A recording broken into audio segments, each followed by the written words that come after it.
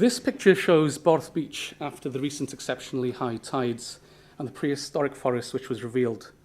Normally hidden under the sand, but on this occasion, so much sand was washed away that even the layers of peat were exposed. In some ways, archivists and conservators are doing something similar. Picture conservators might peel away the layers of a painting to reveal a hidden masterpiece. Archivists often find little treasures hidden away amongst the library's collections. For example, the records of a Welsh Church Commission is a fragment of a Latin dictionary which has been used as a padding in the binding of a volume. The outer cover appears to be just that, but is composed of a letter sent by Pope Nicholas V to the chapter of Bangor. Today, we are finding digital records on a wide range of discs and other carriers in the library's collections, and looking at how to explore these, to save these materials, and stem this growing digital tide is what we'll talk about today. Paul and myself would like to try to do 4 things, and we won't labour the water metaphors too much, although they might crop in. Firstly, to try to explain some of the background to the challenges relating to digital records that are now facing archivists and others at the National Library, as Lynn just mentioned. Secondly, to tell you a little of the story of how the MabLab project came about. Thirdly, we look at some of the tools and software we're using in tackling some of those issues before finally looking ahead at some of the challenges ahead. First of all, then, a bit of background. Until about 18 months ago, Mick was head of the Modern Records unit. So how do we define modern records? Well, basically, these are the records of organisations created or existing in the 20th century and now, of course, in the 21st century. And these are some of the collection that we have in our care in the library.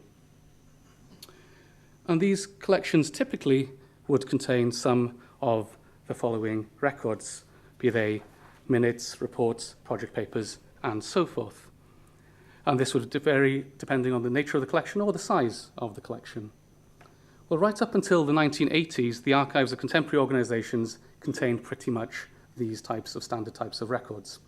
Then in the 1980s and into the 1990s, the content of modern records began to change, quite slowly at first, but with increasing rapidity.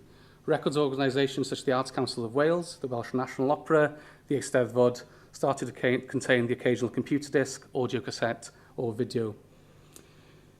Now, if this relatively small amount, should we say non-traditional archival materials, raised an eyebrow or two to my colleagues here at the library at the time, nothing prepared us for the content of these 2 particular collections, and that is the archive of Brythgorf and Clifford McLucas. For those of you who don't know, Brythgorf was an internationally acknowledged as a leading experimental theatre company, which developed innovative ways of working across many different media. It was co-founded in 1981 by Liz Hugh-Jones and Mike Pearson, now Professor of Performance Studies at Aberystwyth University. From the beginning, there was a focus on physical performance rather than dramatic text, and there was a shift to explicitly site-specific work in 1988 when Clifford McLucas, a multimedia artist and trained architect, joined the company as artistic director.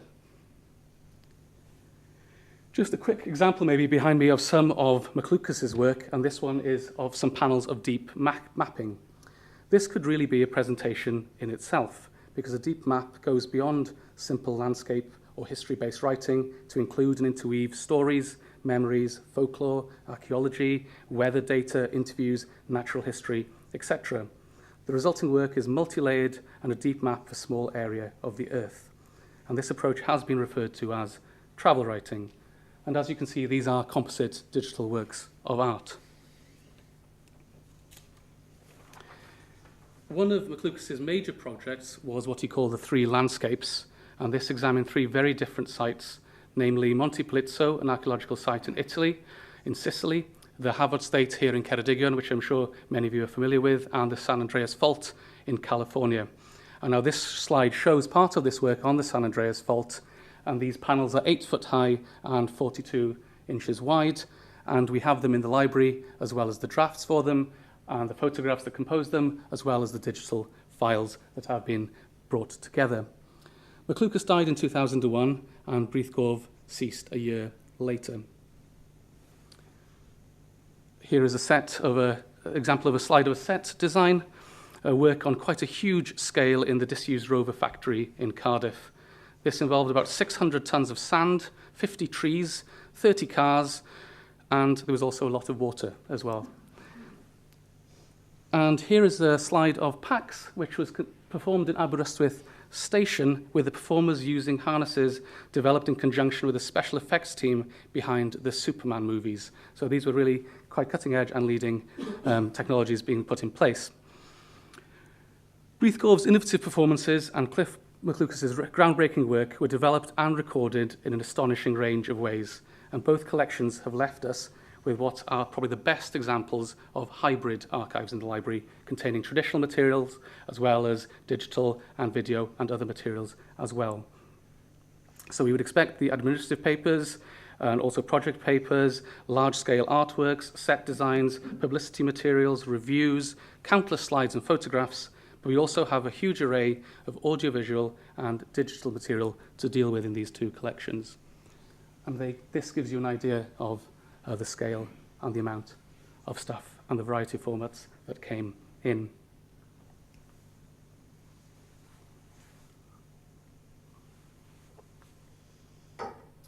Well, if Breithgorf and the Cliff McLucas archive was some kind of extreme weather warning of things to come, the direction of the current is clear as we move towards archives at the very least becoming hybrid, that is, containing original, both traditional and born digital materials, or in fact being completely digital. Two quick examples for you. About 3.5 years ago, we collected from the Arts Council of Wales a completely digital deposit of files. So these in addition to an existing paper archive in the library, and we collected these on a memory stick. On the same day, Mick and myself were down in Cardiff with Peris from our IT team, and we also collected materials from an organisation called Safle, who were responsible for funding community art projects throughout Wales. Sadly, their funding had been cut, maybe in the first tranche of coalition government cutbacks, and we had to do a very quick appraisal of the situation and what they had. What we ended up with was about 14 boxes of paper and 171 gigabytes of digital material.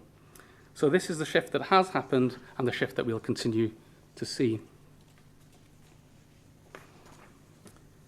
And in case you think this dilemma is the product of the 1990s onwards, we recently also found an item that came with the archive of the International Bee Research Association, who had their headquarters in Cardiff.